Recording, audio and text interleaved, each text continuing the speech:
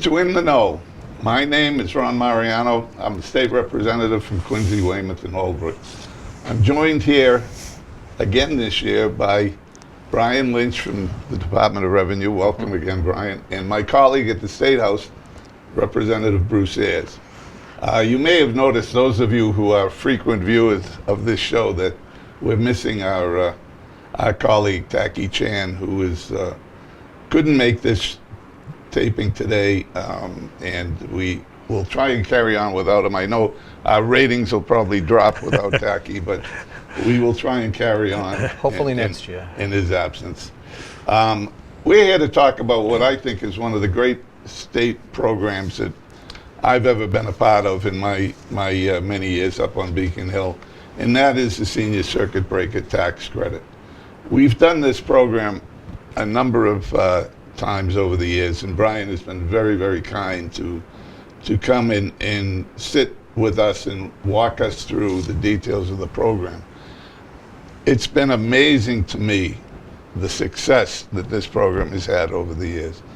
The success all across the Commonwealth, but specifically in our districts, because Bruce, Taki, and I really do push this. Mm-hmm. And we think it is so important that we do mailings and we send out information to make sure that everyone knows this program is available to them.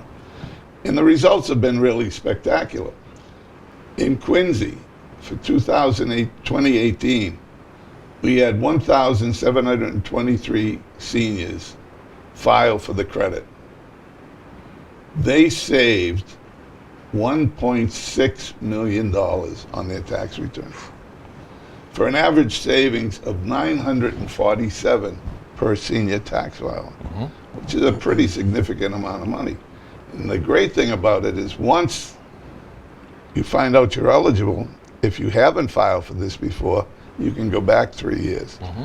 So you're looking at a potential windfall for first-time filers of $2,700, mm-hmm. or close to $3,000. Yeah, it's pretty good. Not a bad payday. And I represent Weymouth, where we had 1,000 people collect over $900,000 for an average of $866 mm-hmm. per person. And then Holbrook, which is a much smaller community, we had 340 seniors file, and they got back $330,000 for an average return of $976. So you can see, it doesn't matter where you're from and where you live. It really does matter where you fall in the guidelines, and mm-hmm. we can turn this over to Brian, who'll sort of outline the guidelines for you, and we'll then pick it up from there. So. Okay. Well, thank you, Ron. The real estate tax credit is designed for folks that are over 65. That's the first criteria. If you file jointly with your spouse, as long as one spouse is 65 by December 31st of the tax year, then you're still in the running, you're still eligible. As the representative mentioned, I know everyone's kind of working on their 2019 tax return, but if you may be eligible for the prior 3 years as well, and again, as long as one of the spouses is 65 by December 31st, then the numbers work.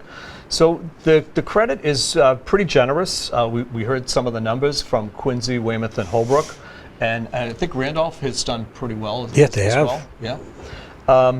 So actually, it's incredible because statewide, over $93 million has been received by folks related to this senior real estate tax credit. So there has 85,000 folks that filed for the credit. The average credit was over $900. So it's pretty good.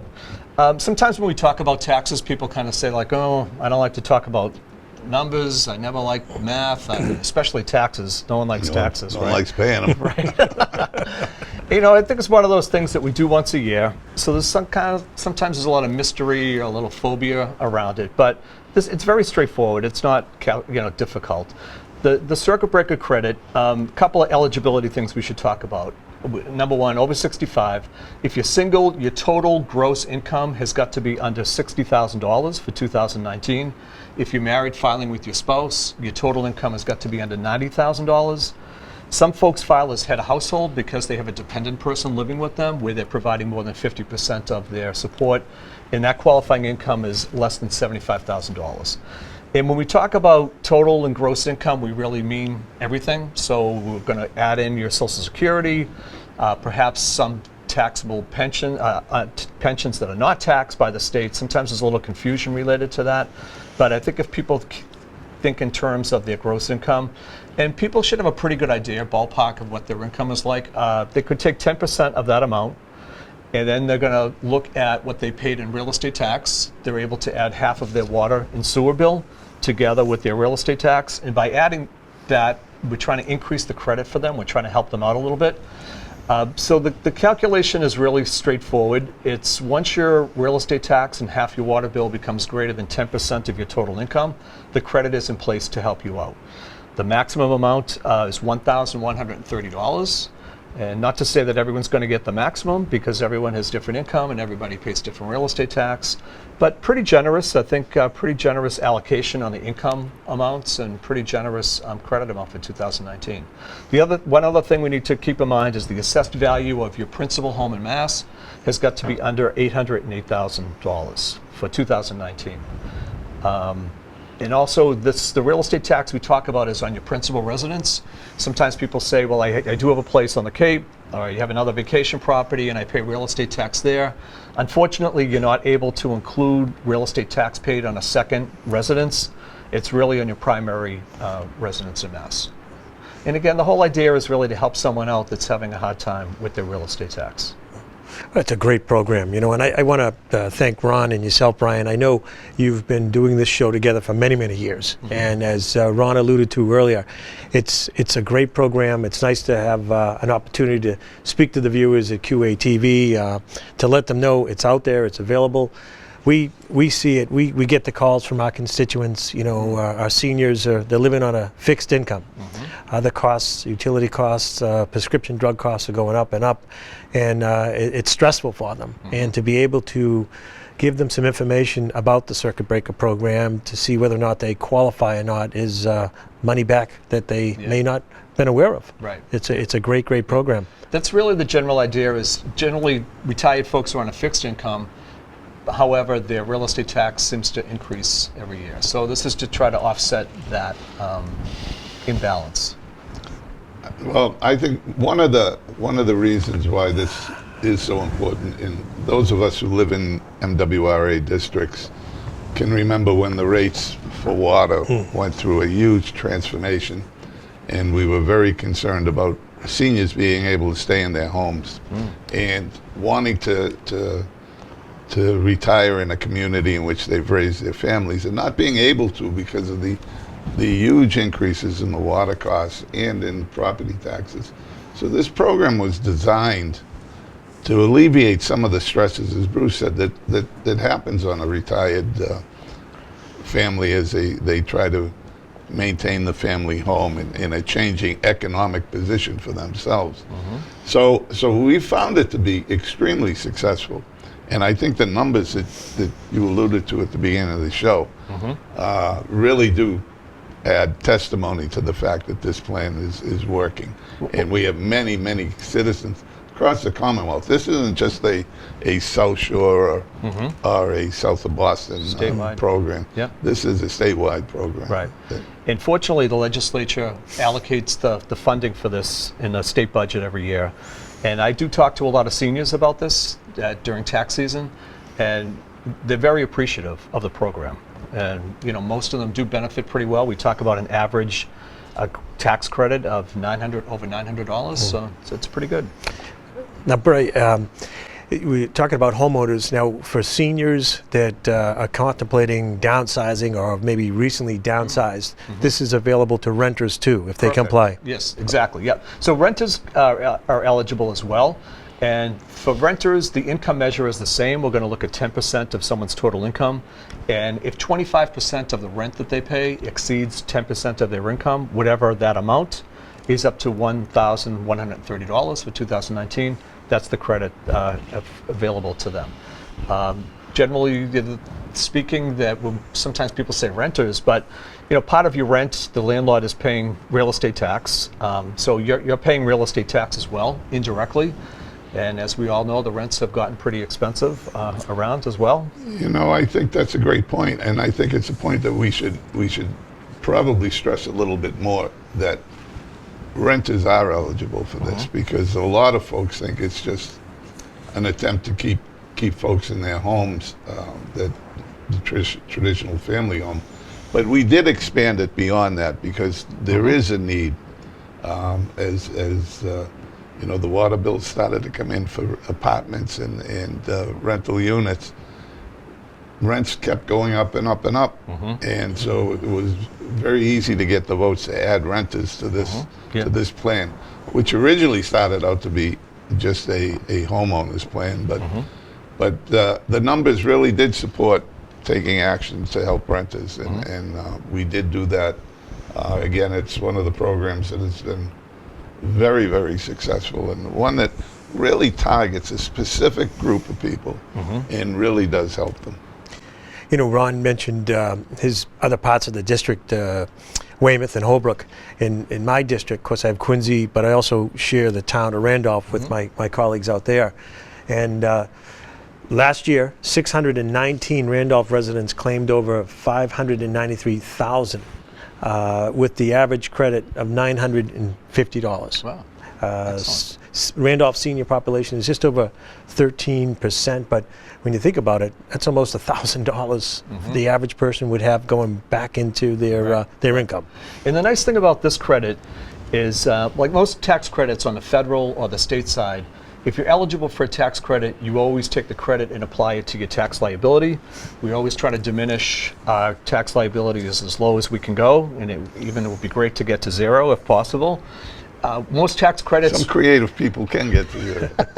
I'm not one of them. If you're able to get your tax liability to zero, with the tax credits, usually that's as good as they get. You might be able to carry them forward to use the excess in the following years. But for circuit breaker that we're talking about today, if you do have an excess credit, you're going to get that amount refunded. So what I mean by that is, let's say you're going to do you're working in your state return at home. You were going to have to write a check to the Commonwealth of Mass for $500 based on your income to pay your tax.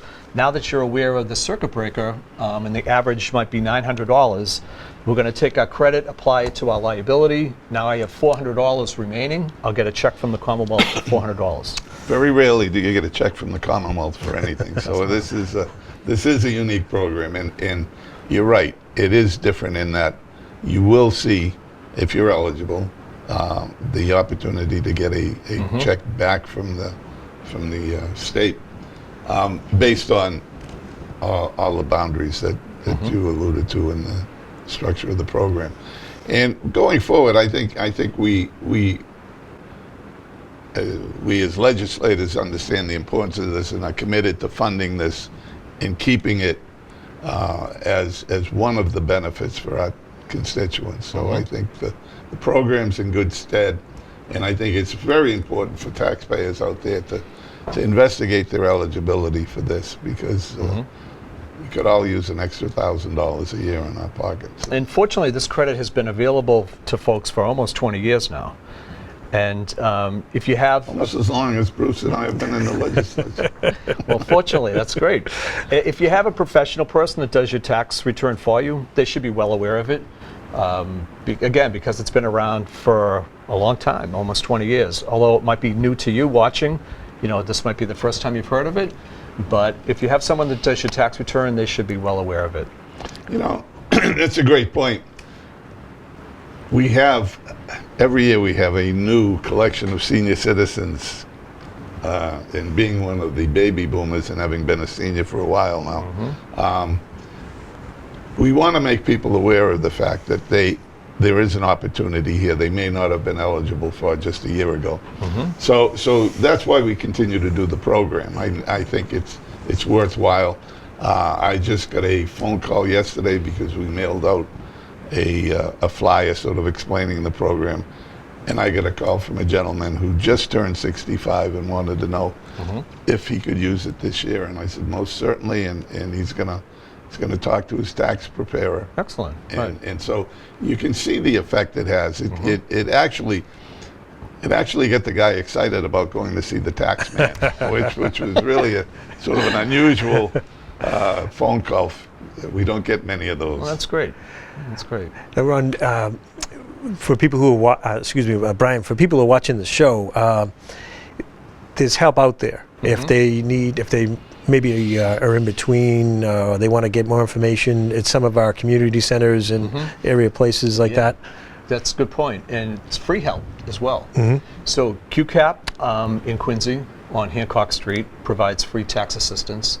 They're there Thursday evenings and Saturdays from 10 to 3. And I think the JFK Center as well. I think that's on Hancock Street. I believe there's some free tax help there as well. It's on Saturdays, is it? Saturdays, yeah. Saturdays. So you really should call ahead and make an appointment. That's probably the best way to go. Was there any other? In Brockton, I was speaking with the community center earlier today. They have a program. They partner with NeighborWorks, and there's 2 locations. One is at Massasoit College, Saturdays 10 to 2. Great. Other residents can go down to Brockton at the Harbor One Bank. The phone number for NeighborWorks for residents who want to check out in the Randolph area, they call 617-770-2227. Extension 355. But as you say, there's someone you can reach out to. You can ask for advice, because tax time's intimidating. You know, you just want to do the right thing. You want to get good advice and then prepare from I there. think because it's once a year, we don't really need to. We don't visit it that frequently, and people do get a little bit apprehensive about it. And you know, tax people have a form for everything, and we do have a form specific to circuit breaker credit. So this is where folks are going to actually do the calculation. It's part of the tax booklet. The Schedule CB is where you're going to do your math to determine how much of a credit you'll be eligible for. Some folks might get a $400 credit. Some folks get $750. Some folks hit the max. Again, because everyone has different income, everyone pays different real estate tax. Everyone's credit's a little bit different, but. The free help is great. It's probably the best thing we could tell them today. It is. I was speaking to a senior who recently lost their spouse, her husband, and he was the one doing all the books. He handled all the finances, and you know, she never really had to worry about it. Well, now she inherited that burden, and you know, she was pretty intimidated and stressed out. We all are around tax time, but you know, to let residents know that there's resources available, free resources, you know, can help them see clearer through a path. Right, perfect. And folks can call the Department of Revenue, where I work. We have a toll-free number, 1-800-392-6089. Also some great information on our website about this credit. There's even a little video that they could watch. So please, if you have other questions, please feel free to give us a call. Visit the website. Some great information. Happy to help you with that. Well, again, I think we can't stress enough how strongly we advise everyone to investigate this program if you're 65 or over. It is well worth the extra time and effort that you're going to put in to get a return that potentially could be as much as $1,000 per person. So it is a very, very worthwhile program, and one that we can't plug enough and give up enough information so that all of our constituents, and this goes for Tacky's constituents too. And even though he isn't here, I know he'd be very concerned about his folks getting information. He would. And anyone who anyone in the city of Quincy or Weymouth or Holbrook or Randolph can call our office also and get some information about this program. But we get all our information from DOR, and I want to thank Brian again, because he comes out every year, and he comes out because he understands how important this is to us and how important we think it is for the taxpayers of Massachusetts. Well, I just want to again thank Ron and Brian, because as Ron alluded to, we hear from our seniors, and we know they want to live an independent lifestyle. They want to stay at home, whether they have a house they own or they're in an apartment. And this is just one way, as legislators, we can come up with a program to give them some money back, to make it a little bit easier for them. So And it does make a difference. it does. So I certainly appreciate your help. You know, it's a targeted program, and not to sound our own horn, but it's very difficult to target programs specifically for groups of people because you don't always hit it. And when you make a law, you have to make it as general as you can make it. But this is a program that was designed specifically to keep seniors in their homes, and is probably the most effective tool to do that in any policy that we've instituted. So for that, I thank the DOR for their consistent support of the program, because without that, it would be very difficult to keep the thing moving. Yeah. So. Well, And it isn't often you're going to hear me say, I'm thanking the tax people. Well, we're happy to help out and happy to get the information out there. And again, I know everyone's working on their 2019 return if you haven't done it already, but please keep in mind that the prior 3 years, as the representative mentioned earlier, the prior 3 years are still available, 2016, 17, and 18, provided you were 65 by December 31st of those tax years. 2016 is a little bit time sensitive. You need to apply for that if you haven't done it already by April 15th. So don't delay, get with it. What happens if you don't make that deadline? It drops off? Unfortunately, yes. Yeah, that's just the way it is that you can apply for a credit or a refund from either the IRS or the state, but the deadline is 3 years from the due date of the return. So we're coming up, approaching that pretty quickly in a month. So I would just hate to see someone lose out if they were eligible for 2016. So keep that in mind. Okay. Fair enough. Well, thank you, Bruce. Thank you, Brian. Once again, it was a pleasure to be here to talk about what we think is an extremely important issue for our constituents. So with that, we bid you goodbye.